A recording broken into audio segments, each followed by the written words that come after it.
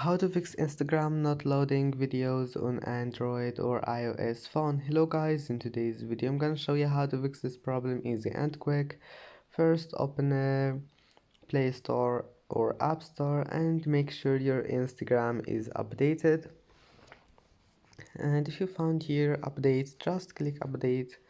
And now if that doesn't fix your problem, go to settings, scroll down until you find here apps. Now click apps again.